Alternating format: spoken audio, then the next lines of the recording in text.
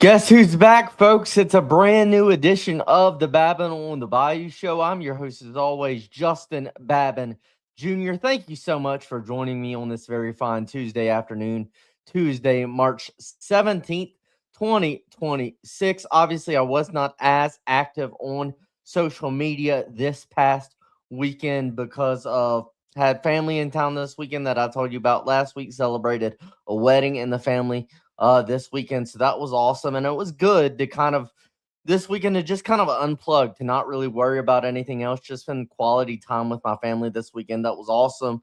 But I am back. I did have a chance to go back and rewatch and watch back all of the action from this weekend. LSU in Nashville in their opening SEC weekend series playing at Vanderbilt. Obviously, not a perfect start to SEC play. Not exactly the start we wanted. LSU loses, drops 2 out of 3 to Vanderbilt in Nashville this weekend, but they do salvage one win in the series. They avoid the sweep on Sunday by winning Sunday, putting up 16 runs on Sunday and winning by a final score of 16-9. Got a lot of thoughts, got a lot of things I want to talk about. Towards the end of the show, we'll look ahead to tonight. LSU back in action in the box against Grambling tonight at 6:30 in their midweek game before taking on Oklahoma in a 3-game home series in the box starting on Thursday night. That Oklahoma series is a Thursday, Friday, Saturday series this weekend. We'll get into that. Before we get into my thoughts from this past weekend, LSU in Nashville versus Vanderbilt. Remember, every day we're brought to you by our wonderful friends over at Shield Heating and Cooling, the best AC company in the business today. Remember that number, 225-46-BAYOU, 225-46-BAYOU, BAYOU. You call the best AC team in the business today over at Shield Heating and Cooling at that number. You tell them you heard about them from the Babin on the Bayou show, and you will be receiving completely free, giving it away to you, completely free AC system cleaning checks for every AC system in your home, courtesy of our great friends over at Shield Heating and Cooling. Before we get into some of our thoughts from this weekend, let's go, David Billiot. Thank you for tuning in, my friend Goose Sports. Yo, thank you so much, guys, for tuning into the show. I appreciate all of you. So, this weekend, thoughts from this weekend. Again, we usually do our recap show on Monday. Had to catch up on everything that I missed over the weekend, quite frankly. Yesterday was kind of a cram for the exam day, a film day. That's what Monday it was, and glad to bring some of my thoughts to you.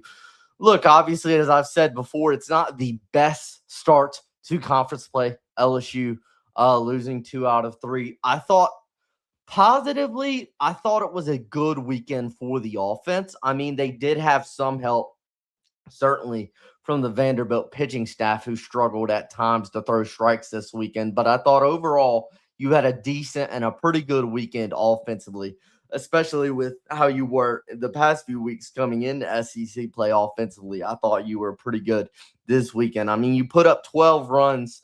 Yeah, you put up 12 runs Friday night in game 1, put up 16 runs Sunday in the win in game 3. Now, you did struggle and you weren't very good offensively on Saturday night. You did struggle Saturday night. Wyatt Neto, the starter for Vanderbilt on Saturday night, really caused this LSU lineup a lot of trouble in his 7 innings of work in game 2 on Saturday. But you did pretty good on Friday and Sunday.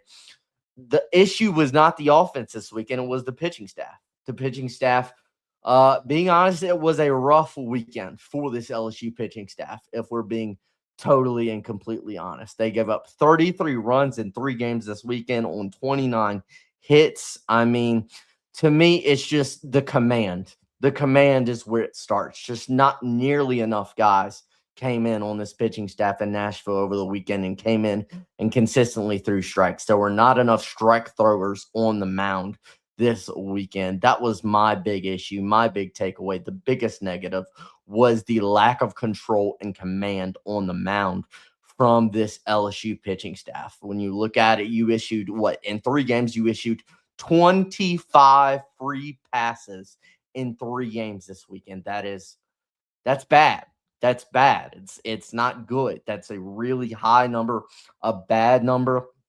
Look, Vanderbilt scored 33 runs in the series, right? But they scored 24 runs in just the first two games in game 1 and game 2. They scored 33 runs on hold on. Sorry, I was looking at the chat. Thank you, Paul. Thank you, Goose. Thank you, Randy, for everybody tuning into the show. You scored 24, or Vandy scored 24 runs, in the first two games, Friday and Saturday, that they won. 11 of those 24 runs reached base via a walk or a hit by pitch. So basically, half of the runs that you gave up in the first two games reached base because you issued a walk or a hit by pitch. It was a struggle. It was a struggle commanding the zone this weekend. This LSU team now has the worst team ERA in the Southeastern Conference. And I do believe in the talent, and I believe in all of it, and you avoided the sweep, believe in this coaching staff. But bottom line, it was a rough weekend for this LSU pitching staff, and it starts with the command. We can get into that soon. Just want to touch on the comment. What's up, everybody? Had to come where the cool kids are. Thank you, Paul. Thank you, David. Thank you, Randy. Thank you, Goose Sports. Thank you, all of my friends. But yeah, let's get into it. So starting on Friday, this Friday game was a crazy game. Because really both pitching staffs struggle with execution on Friday. Not the offenses, but the pitching staffs both struggle with execution on Friday. Let's start talking about LSU. And it starts with, unfortunately, a guy who, if you've been watching the show, I've been defending him. I've been defending him as the Friday night guy, as the guy I think is the ace of this pitching staff. And I still think, I'm still holding out on him in that role. But Kason Evans had a bad start Friday night. He had his worst start of the season Friday night. We can be honest about that. He did not have command. His command was pretty poor. But it wasn't just him that had poor command this weekend. It was, I would be willing to say, a majority of this LSU pitching staff had poor command this weekend when you look at it. But if you start talking about Kason Evans, started early. In the first inning, Kason gave up 2 runs. He walked 3 Vanderbilt batters in the first inning alone. 2 of those runs came around to score on a 2-out, 2 RBI single by Vanderbilt's Mike Mancini. Evans gave up another run in the second on an additional walk and a couple of singles as well. He gave up 2 more runs in the third. Evans did off of a single, a hit batter. He walked a run in the third. He also gave up a sac fly RBI. And then in the fourth, to the last batter Kason faced in the game Friday night, he gave up a leadoff home run to begin the fourth to Vanderbilt's Braden Holcomb. And that was it. That was it for Kason Evans. When you look at his stat line, he only went 3 innings. He gave up 6 runs on 5 hits, 5 walks, a hit batter, and 5 strikeouts. He threw 46 strikes and 37 balls. The command from Kason wasn't good. He issued a total of 6 free passes in just 3 innings of work on Friday night. It was not good with the command. And look, for Kason, I mean, you issued as a pitching staff, you struggled mightily on Friday night. You issued Kason issued 6 free passes. As a pitching staff, you issued a total of 12 free passes in just game 1 on Friday night to Vanderbilt. But specifically talking about Kason, Paul, you reposted something earlier today. Paul's in the chat from Jason Armstrong of Inside LSU Baseball. I agree with it. When I look at Kason Evans, it's not that people or opposing offenses are hitting him hard necessarily. It's not that. It's not that opposing offenses are hitting hard, like just raking off of Kason Evans. He's given up 12 walks in just 22 1/3 innings so far this season. When he has struggled, it has been struggling to throw strikes. It has been the command for Kason Evans that has been the issue. And that was the issue Friday night in his worst start of the season against Vanderbilt. We've seen what it looks like when we know Kason has stuff. We've seen what it looks like when he has good command. I mean, think about that start against Sacramento State where he was perfect in the first 5 innings of that game, retired the first 15 batters he faced against Sacramento State just a week before this start and his best start of the season. But yeah, he had his worst start of the season Friday night against Vanderbilt because he could not consistently throw strikes. And that was a common theme for this LSU pitching staff throughout the weekend. Let's see here. It's the control. Yeah, it's the control. Even when he rarely struggled last year, that was the issue. Yeah, it's the control. Like, that's what it is. It's absolutely the control. But I don't want to just harp on Case and Evans because, again, it was a staff-wide struggle this weekend. Because the guy who came in for Case and Evans in the fourth inning was Cooper Williams. Cooper Williams comes in the game in the fourth inning on Friday night, and he walks the first three batters that he faced. And then the fourth guy he faced, he throws two balls to start the count and gets taken out in a 2-0 count to the Vanderbilt hitter with the bases loaded after he loaded the bases because of three walks. And Cooper Williams is a guy coming into the season. I've talked a lot about him. I thought he was going to be the best left-hander on this pitching staff. He has not been that. He has not been that this season. It's been, I hate, getting down on players or anything. It's been disappointing. I'm a little bit disappointed in the way Cooper Williams has pitched this season. I can be honest about that. I expected a little bit more from him, and he came in again, issued three walks to the first three batters he faced, was taken out with a 2-0 count with the bases loaded. At this point, I think it was like a 4-3 game. It was a 4-4. Yeah, it was a 4-3 game at this point. So Jaden Newt comes in with the bases loaded, nobody out in the fourth, already with a 2-0 count. He continues by throwing two balls on his first two pitches to walk in a run. So Newt walks in a run. He then records two outs.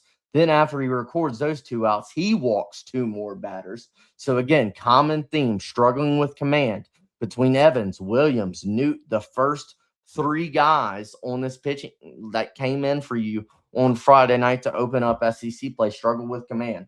So he issues two more walks. Then Newt gives up a 2 RBI single to make it 10-4 Vandy after just the fourth inning.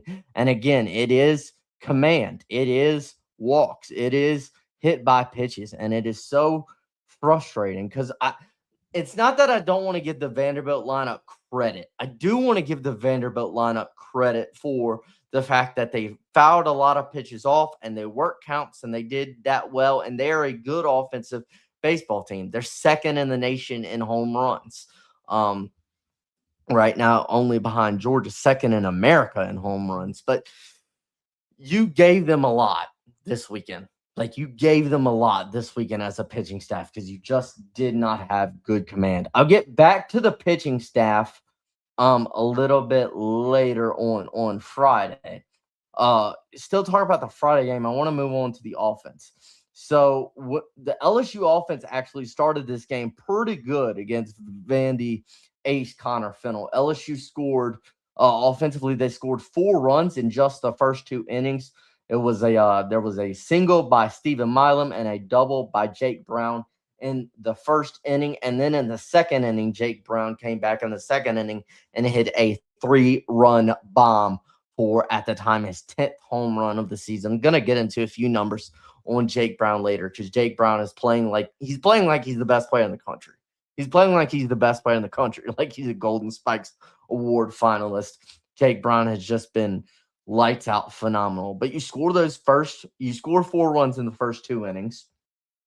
In the 5th, Seth Dardar, in a pinch hit situation, hit a bases clearing 3 RBI double in the 5th in a pinch hit roll. At the time, it was 10-4. That Dardar bases clearing double made it 10-7. So you narrow the lead. You make it 10-7.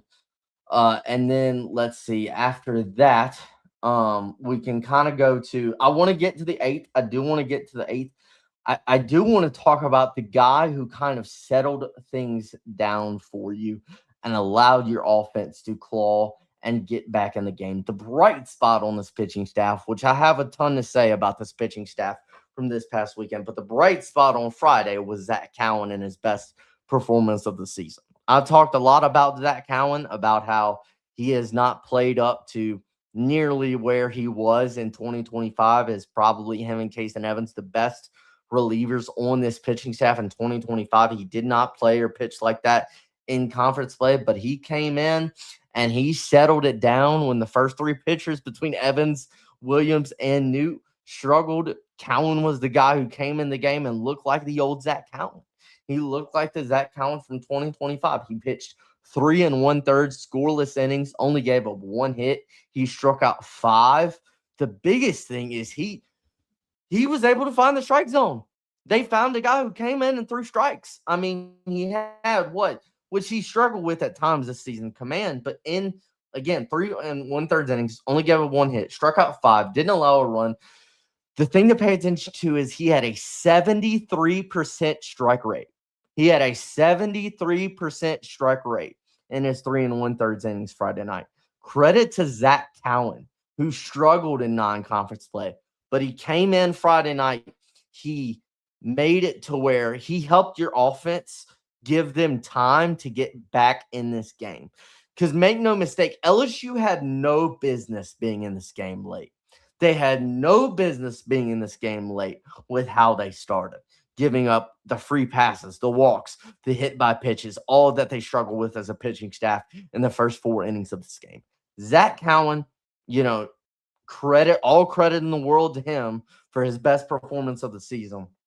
It's 10-7 going into the top of the 8th. LSU puts 5 runs on the board in the top of the 8th.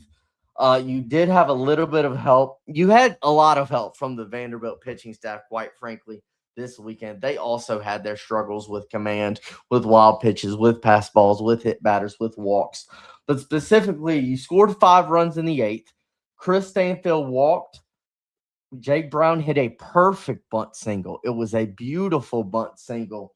Curiel then hit a bases clearing 2 RBI double. Curiel was also had a good weekend for you. He made it, that bases clearing 2 RBI double made it 10-9. You had 2 more walks issued, and then 2 more hit batsmen were also issued in the inning by the Vanderbilt pitching staff. So again, you had some help from the opposing team's pitching staff. You had a lot of help from the Vanderbilt pitching staff. 2 runs scored on 2 different wild pitches, and then another run scored on a passed ball. So credit to the LSU offense for battling it back. You did have a lot of help from the Vanderbilt pitching staff. I will say that.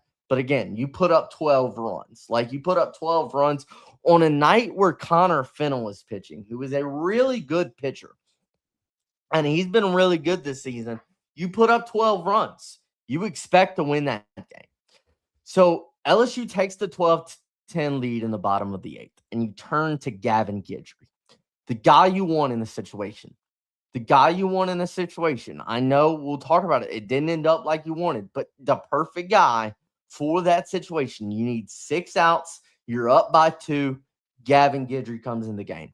He pitches a perfect 8th inning, strikes out 2, looks great, looks phenomenal in the 8th inning. Then in the 9th, he gives up 2 singles. He gives up a sac fly RBI, and then a heartbreaker gives up a walk-off home run, Guidry does, in the bottom of the 9th. That was hit by Vanderbilt's Logan Johnstone that gave Vandy the W in game 1. Yeah, Guidry's the guy you want up in that situation. I did think you can say that maybe he left the ball a little bit up in the zone on like, I believe there was 2 pitches that I was like, that's probably a little bit higher than he wanted them to be. Like, especially on that home run ball, you want that to be down in the zone. That was an issue at times that I saw this weekend from LSU pitchers as well. Sometimes when they threw strikes, I think missing location, like throwing it too high in the zone, kind of hanging it a little bit. But Guidry is the guy you want in that situation. And, he's the guy you want in that situation. And he gives up 3 runs in the 9th, and it's a heartbreaker, and that's what happens. But again, you had no business being in that game. You had no business being in that game with how you played. Really, quite frankly, we can get into some comments. Control, we talked about that. Randy, baseball is a crazy game. Yeah, control issues for Evans. Tigers turn around. Williams has to be better. I completely agree. Cooper Williams has to be better. So much better last year. Cowan was a big bright spot on the mound. Cowan looked good Friday. Yeah.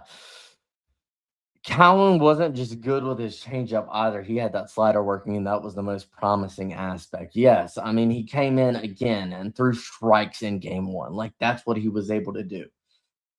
Let's move on to game two. You lose that game, that's a heartbreaker. Game two was probably the worst game in terms of LSU was out of this one. Like, they were in the game late Friday. They obviously won the game Sunday, but Saturday was the night where offensively you struggled. You can talk about Wyatt Neto. Wyatt Neto was a starter for Vanderbilt in game two on Saturday, and he was really, really good. And to be quite honest with you, I thought he made some LSU batters look pretty foolish with that slider that he was throwing. Like, swing and miss on a slider. He had it working. I mean, he started the game in the first inning. He struck out the side. He struck out the side in the first inning, and it just continued for Wyatt Neto. Carved the LSU lineup up on Saturday.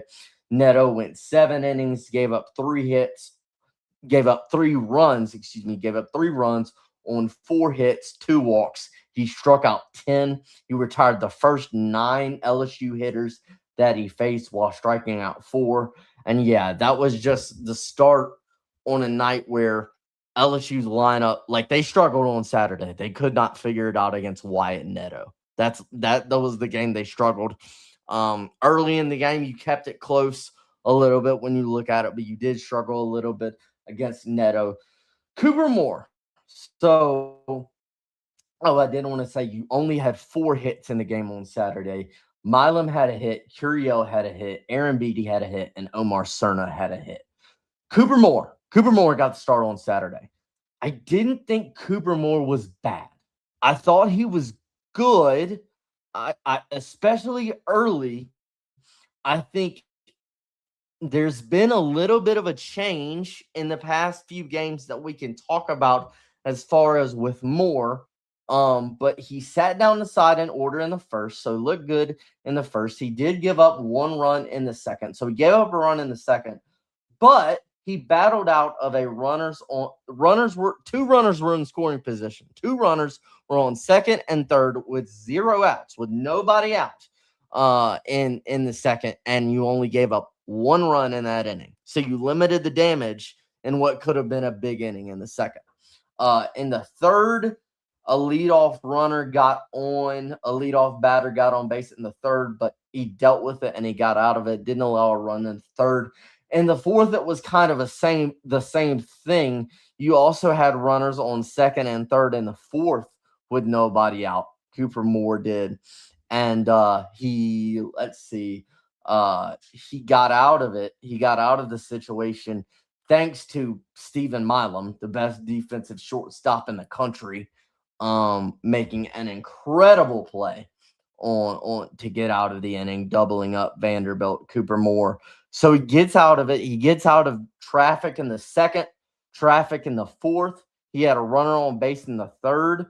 The thing for Cooper Moore, you saw this a little bit in the start against Sacramento State, and you saw it in the start against Vanderbilt. He's dealing with more traffic on the bases. And because of that, he is pitching out of the stretch a lot more than he did in his first 3 starts where he was just dominant this season because he didn't pitch out of the stretch a lot in his first 3 starts where he looked like the best starting pitcher, the best pitcher on this pitching staff through the first 3 weeks. But he's been pitching out of the stretch a lot more, and he battled it against Sacramento State, and he battled well in the first 4 innings against Vanderbilt. The 5th inning is where it caught up to him. In the 5th, Moore walked the leadoff batter. Vandy then laid down a perfect bunt single that got another runner on. Then Moore gave up another single, and his night was over. So he loaded the bases with nobody out in the 5th before Moore was taken out. In 4 innings on Saturday, Moore gave up 5 runs on 7 hits with 4 strikeouts and 2 walks. I think he's been battling. Obviously, he dealt with a lot of runners, a lot of traffic on base in the Sacramento State game. He did the same thing in a start against Vandy. In his past 2 starts, he's been pitching out of the stretch a lot more. Cooper Moore has, and been fighting, been dealing with it, but it's been again. He bases loaded in the 5th, nobody out. Bases loaded in the 5th, nobody out. Ethan Plog, the lefty, comes in the game. So Plog comes in the game. He gets kind of a chopper that was hit right to Zach York.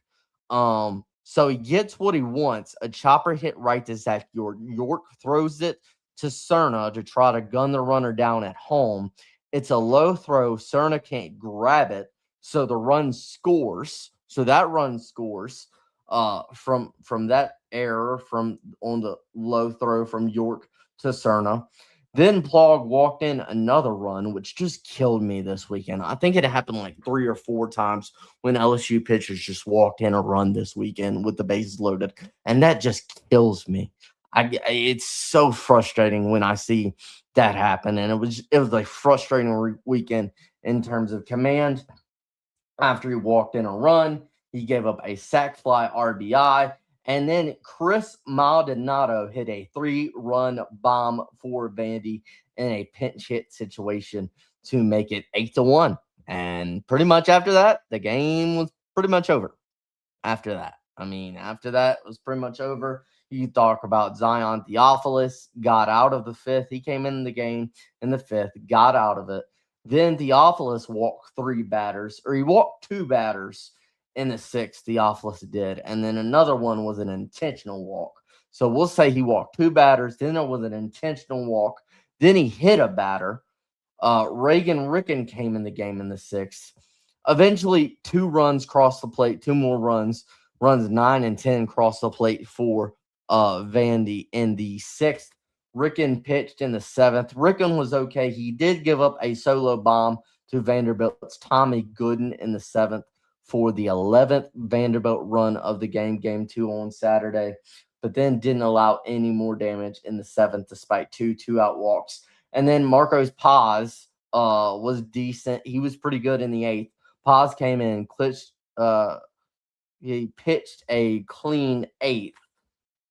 Marcos Paz came in, pitched a clean 8th, struck out the side. He did walk 1, but he struck out the side. So Paz did pretty good. Again, for this one, it was kind of just issues with, again, it was the worst game offensively for this pitching staff in terms of when you look at it. Paz did look awesome, David. When you look at it, he does love. Thank you, Randy. I see you in the chat, my friend. He does. When you look at it, Paz did look great. Paz did look great. That was a good sign. But you have the game. You lose game 1. You lose game 2. Then you have an offensive explosion in game 3, and you win game 3 by a final score of 16-9. So game 3, another game, you had help. You definitely had help from the Vanderbilt pitching staff in game 3 on Sunday. You definitely had help. LSU scored 6 runs, started out fast, scoring 6 runs in the first 2 innings. So to start the game, Nate Taylor was on the mound, the starter for Vandy on Sunday, and he very much struggled with command. LSU scored 4 runs in the first inning. Nate Taylor walked Milam. He walked Brown. He walked Milam. He hit Brown and Curiel with a pitch. So the bases were loaded with nobody out. Taylor, again, struggled with command early and often. The first run of the game for LSU scored on a pass ball. That happened a lot this weekend. Cade Arambidi, who had a good weekend. Cade Arambidi had 5 hits, including 2 doubles, and he drove in 3 RBIs on the weekend. Arambidi had a good weekend coming off of it. When you look at it, I like what you saw from the catcher at the plate, and I thought he was better at the catcher position defensively. I thought he was better, but he drove in a run, hit an RBI double off the wall in left field You had 2 more runs scored in the first for LSU on a dart ground out, and then a sacrifice, or no, you had 2 more runs scored on a dart ground out, and then a Cerna fly out that was actually hit really hard by Omar Cerna that the left fielder for Vandy made a really good catch. So you score 4 runs in the first, you score 2 more in the second. In the second, John Pearson was walked. He advanced to second on a balk by Taylor. Stanfield, great to see Stanny back in the lineup. Stanny hit a RBI double off of the left field wall, and then he scored later in the inning on a Jake Brown sac fly. So you started out early. You started well early. You scored 6 runs in the first 2 innings. I do want to say this about the Sunday game. When we talk about the Sunday game, you got to keep in mind the ball was carrying. The ball was carrying. The ball was flying. The wind was whipping. It was like over 20 miles an hour, gusting up to 40 miles an hour. In the game on Sunday, the ball was carrying. The ball was carrying. I do need to specify that about the game on Sunday because that helped definitely offensively in the game on Sunday.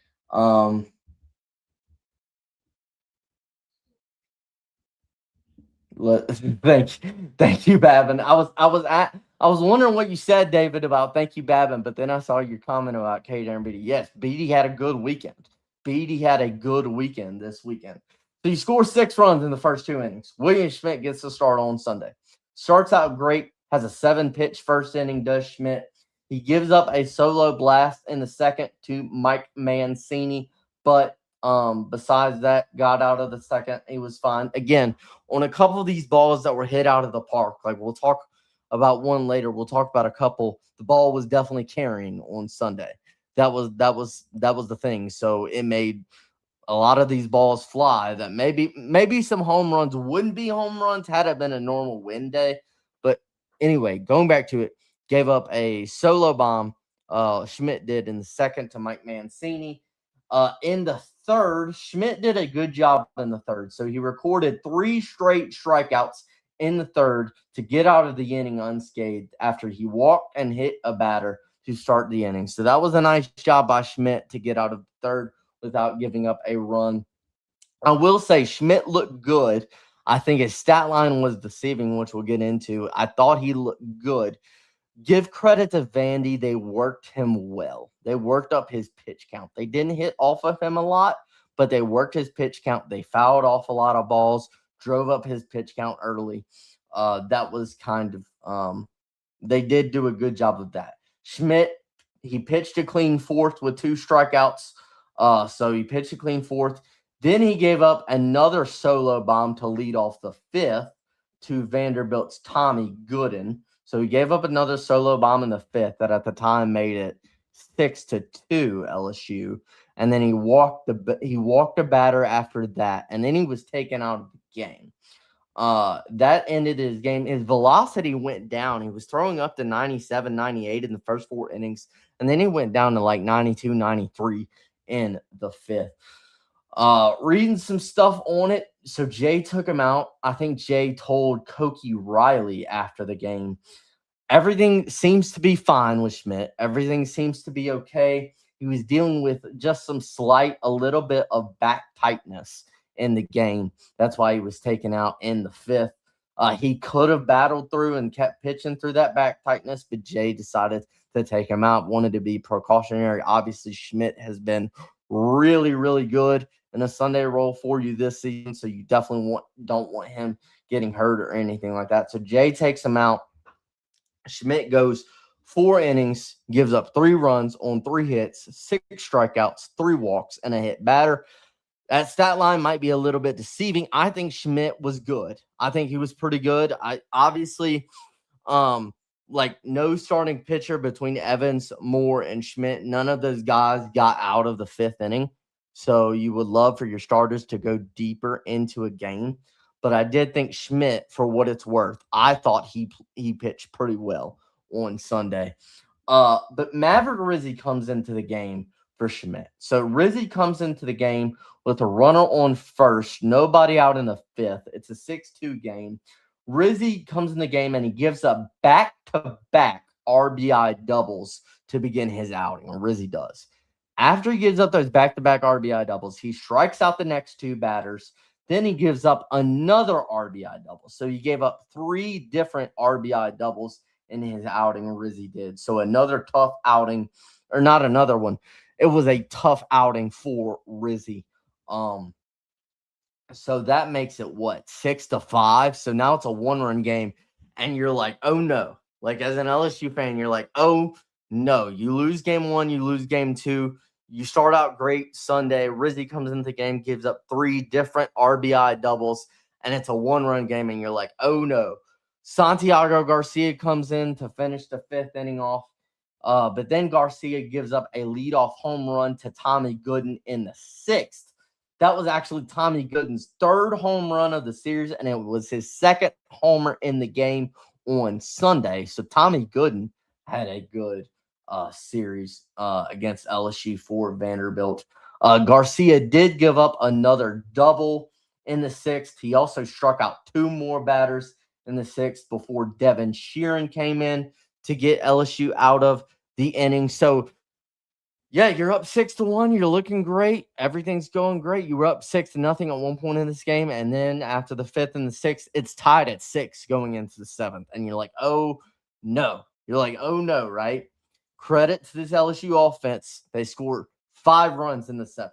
This LSU offense scored 5 runs in the 7th. So in the top of the 7th, it went like this. And again, Vanderbilt's pitching staff struggled too with command when you look at it.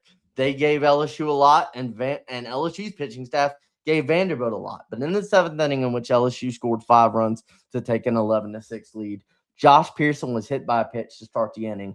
Chris Stanfield then hit a infield single for Stanfield. Stephen Milam hit an RBI single, and then the guy who's playing like the best player in the country does it again. Jake Brown hits a 3-run bomb in the 7th inning for his 11th home run of the season through 21 games to give LSU the 10-6 lead. Derek Curiel would hit a triple later in the inning and score on a sac fly that was hit by Seth Dardar. So good response from the LSU offense in a game you needed to win. You did not want to start. SEC play getting swept. You started out great on Sunday. You feel really iffy after you're like, it's 6-0. Now it's tied at 6, and now you're like, oh no, what's gonna happen, right? Good response. You put up 5 runs on the board in the 7th. Devin Sheeran did give up 3 runs though in the bottom of the 7th. Some of it wasn't his fault though. Sheeran in the 7th originally struck out the leadoff batter. Then he gave up a ground ball single that barely got past the glove of Stephen Milam. And then a ball was hit right at Jack Ruckert playing second base. And if Ruckert fields it well, it probably turns into double play to get Sheeran out of the inning. But Ruckert doesn't field it well. Everybody's safe. Runners on second and first. And then Mac Whitcomb in a pinch hit situation comes into the game and hits a 3-run shot off of Sheeran to make it an 11-9 game. After that home run by Whitcomb, Sheeran got out of the 7th, excuse me, guys. Again, Sheeran, you could say what you want, but like, I'm not really like mad at Sheeran because Ruckert, like, he could have turned that double play and Sheeran would have been out of it. Like, he would have been out of it. And like, he did give up that 3-run bomb. I will say that. But anyway, you give up 3 runs. It's 11-9 going into the 8th.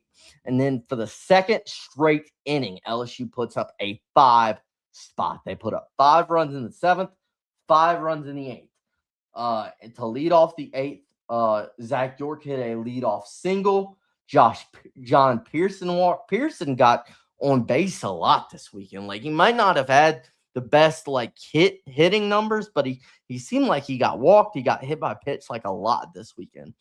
So leadoff single by York. Pearson walked. The runners advanced on another pass ball by Vandy. Milam was then hit by a pitch to load the bases. And then Jake Brown comes up again and hits a 2 RBI single down the left field line to put up runs 12 and 13 of Sunday afternoon for LSU. Then Cade Aaron Beatty does it again. He hits a 2 RBI single to right field to put up runs 14 and 15 of the game for LSU. And then Omar Cerna hit an RBI single to left field as well to put up run 16 for LSU. So again, great response from the offense. Let's see. Devin Sheeran came back out and he pitched a scoreless 8th with 2 strikeouts. And then Cooper Williams came in to close out the 9th, retiring the side in order and striking out the final 2 batters of the game. So LSU loses 2 out of 3, but they avoid the sweep on Sunday. Which is what you needed to do. I will get into a few more thoughts. Vandy did an incredible job of fighting off pitch after pitch. Aaron Beatty is going to be great. Already a big asset at the plate, plus arm, and his catching will come along. Exactly, Randy. Everyone forgets he's still learning, and he has to be in there to keep improving. Let's see. Pretty good pitches on the first 2 doubles by Rizzi. Great hitting by Vandy. Yeah, Vandy is significantly better than their record said coming in. Every SEC team is good at home. Even Mizzou is much improved. Aaron Beatty and Omar Cerna already look like future big leaguers with their defense. When their defense catches up to their bat and athleticism. Few thoughts from this weekend. Overall. One thing I don't like, and I don't know how much this has been pointed out yet. Obviously the pitching struggled this weekend, but I will say, my thing was the first guys out of the bullpen this weekend were what?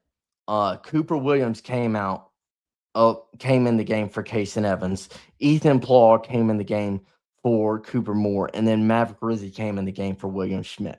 All 3 of those guys gave up multiple runs. All 3 of those guys had bad outings. So the first guys that came out of the bullpen for you in all 3 games this weekend, between Williams on Friday, Plog on Saturday, and Rizzi on Sunday, gave up 2 or 3 runs, struggled with command, or maybe Rizzi not so much with command. He just got hit well off of. But you get what I'm saying? The first guys, your first options coming out of the bullpen to replace your starters, all 3 of those guys in all 3 games struggled. I don't like that. I don't like that at all. You got to come in and stop the bleeding. If the starting pitcher is struggling, or maybe the starting pitcher like Schmidt has done well, and you just need to come in and keep it going, I don't like that. That's one thing I noticed, is that all 3 guys who were the first arms out of the bullpen to replace the starters struggled this weekend. I don't like that when you look at it. A few more things. I will say, Chris Stanfield was good this weekend. He had multiple hits in the game on Sunday. Jake Brown had a homer on Friday, and he drove in 6 runs on 2 hits in Game 3 on Sunday. Aaron Beatty had a nice weekend with 5 hits, including 2 doubles and 3 RBIs on the weekend. Again, offensively, besides Saturday, I thought you were pretty good. You did have a few gifts, and you did have some help from the Vandy pitching staff, but I thought overall you did well offensively in your time this weekend. Again, the pitching has to be better. You have to throw more strikes. It was a rough weekend for this LSU pitching staff, giving up 33 runs on 29 hits. You have to be better as a pitching staff this weekend. If there were any bright spots, I think Zach Cowan was great on Friday night. I liked the 1 inning that Marcos Paz pitched on Saturday. I thought Schmidt was pretty good on Sunday as well. Those are the bright spots, but you have to be able to come in and throw more strikes. You obviously have a lot of stuff to work on. This team obviously is not a finished product, and they obviously have to get better. You avoided the sweep, okay? Also, you don't love that no starting pitcher between Evans, Moore, and Schmidt. None of those guys got out of the 5th inning or got past the 5th inning. You don't love that. You would love your starters to go deeper into the game because, as I said, and I still believe this, I still believe in these guys. It's not that I don't. It's one weekend, but the starting pitching staff is like the strength of this team. Like Moore or Evans, Moore, and Schmidt, that is the strength of this team. You would like for them to go deeper into games a little bit. That's a thought. The defense is still a little bit of a struggle. The defense, some numbers on the LSU fielding and defense. LSU has made multiple errors in 6 of their 21 games this season. They only had multiple errors in 9 games. They played 68 games last season. They only had 9 games with multiple errors last year. Granted, that is the best fielding team in LSU baseball history. So maybe that's hard to compare, and maybe that's not right of me and unfair of me. But the defense is still an issue. Pitching staff has got to be better. I believe in Nate Yeskie. Let me say that. I believe in Nate Yeskie. I believe in Nate Yeskie. I believe in Jay Johnson. I still believe in your starting pitching staff. You got to figure some things out. Chase Shores to begin the season was not the guy we saw in June. You saw what Yeskie did with guys like Gage Jump, Luke Holman, Cade Anderson, Anthony Ianson, and you saw like Chase Shores is a perfect example. Chase Shores did not start out the season great, but you don't win a national championship without Chase Shores come June. Come June, Chase Shores was legit for you in the playoffs come June. And I still believe in Nate Yeskie. I still believe in this team. And Jay Johnson, obviously not the greatest start to the weekend or SEC play, excuse me. Jake Brown, my favorite number 7, baby. Jake Brown, folks, is top 5 in the SEC currently in batting average, homers, OPS, and slugging percentage. He's top 5 in 4 different offensive statistics in the Southeastern Conference. He's playing like the best player in the country. He's playing like a Golden Spikes Award winner.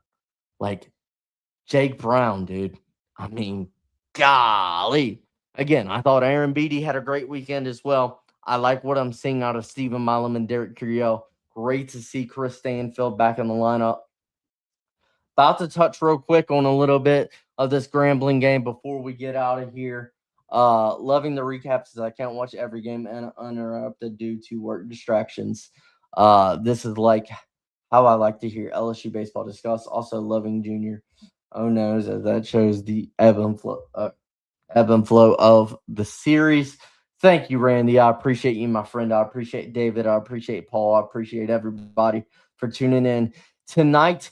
Obviously, LSU was actually not able to leave Nashville on Sunday because of inclement weather issues. So they got to Baton Rouge on Monday instead of getting there on Sunday like was their original plan. They play a game against Grambling tonight, and then Thursday, Friday, Saturday, they play a top 10 team in the Oklahoma Sooners, who we'll talk about probably a little bit on the show tomorrow. So the schedule's a little bit condensed over the next couple of days. Few notes on Grambling. Grambling has given up at least 10 runs in 11 of the 18 games they have played so far this season. Grambling has a team ERA over 9, and then they have a 9.52 fielding percentage. While, LSU, in comparison, LSU defense has struggled this season mightily. We've talked about it. Their fielding percentage is at 964. Grambling's is lower than that. Their fielding percentage is at 952. So they're not a good defensive team, and they have an ERA over 9. Obviously, it's going to be a little bit colder tonight, going to be a little bit chilly tonight. Velocity is going to be lower, much lower tonight than you see against your normal SEC caliber pitchers. So that's something LSU might have to adjust to. Again, it's going to be a chillier night than normal. Wind's probably going to be blowing in.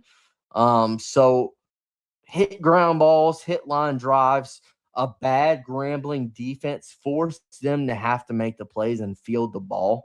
Because if you do that consistently, they're going to commit an error. They're going to struggle at some point because they've struggled defensively mightily this season. Grambling has. On the mound, You could see guys like Jaden Newt, maybe Zach Cowan as well. Both of those guys pitched on Friday, so I wouldn't see a reason why they couldn't come back off of 3 days rest and pitch tonight. Excuse me. I would think maybe Marcos Paz as well is a guy that I would like to see, because I was really happy with how he pitched on Saturday. So maybe Paz is a guy that you could potentially see tonight after he struck out the side in the 8th inning in Game 2 for LSU on Saturday. Overall, I thought you had a nice offensive weekend, putting up double-digit runs in Game 1 on Friday and Game 3 on Sunday. Would be nice to continue that momentum tonight again.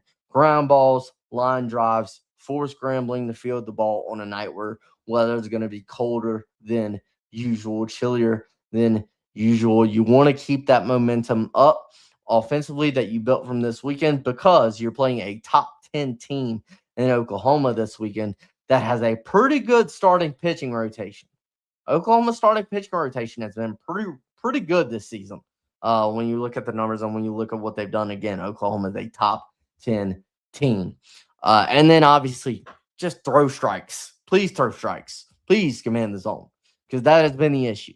That has been the issue for that was definitely the issue this weekend for a weekend in Nashville, that LSU struggled pitching and commanding the strike zone. That's all I have for the show today, folks. I thank you so much for tuning in. I'm glad to be back. We'll be back tomorrow to recap the Grambling game. May talk a little bit of Oklahoma, get into a little preview of that. Don't know exactly what we're doing, but thank you so much for tuning in to the show, heading into the box, but enjoy the game. Thank you, David, so much for tuning in. Thank you, Randy. Thank you, Paul. Thank you, Goose Sports. Thank you, everybody, for tuning in. I appreciate all of you. Have a great one. Enjoy the game tonight. Go Team USA. USA in the finals of the World Baseball Classic tonight at 7 against Venezuela. So I will be multi-view, double screen, something like that. I'll do double screen, multi-view. I'll be watching both games at once. So a lot of baseball tonight. Thank you, folks, for tuning in. Have a great night. Remember, as always, have a great night. Have a great night. God bless, and go Tigers. Have a great night, everybody. God bless.